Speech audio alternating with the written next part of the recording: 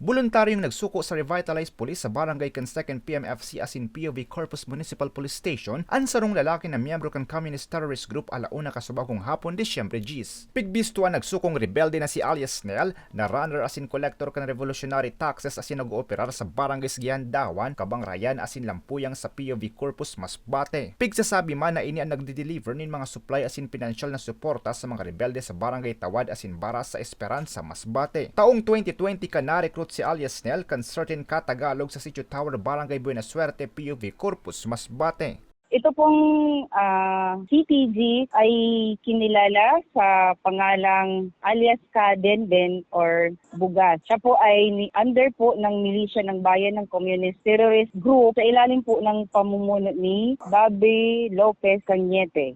Sa ngunya, nasa kustodiya pa kan Masbate Police Provincial Office ang suminukong rebelde para sa debriefing asin iba pang interbensyon. Mientras tanto, sarong miyembro man kan rebelding grupo sa Sorsogon ang voluntaryong suminuko kasubagong alas 2:30 nin hapon sa otoridad sa Prieto Diaz, Sorsogon. Binisto ang rebelde sa alis na bro, 55 anyos na sarong paraoma na miyembro kan Platoon 1 L1 KP3. Nasa kustodiya naman ini kan 92nd SAC 9th SAB PNP SAP para sa debriefing asin dokumentasyon. Parehong maresibin asistensya ang duwang suminukong rebelde sa irarom kan Enhanced Comprehensive Local Integration Program kan gobyerno na sarong inisyatibo kan gobyerno tanganing makatabang sa mga nagsukong rebelde para sa saindang pagbabagong buhay.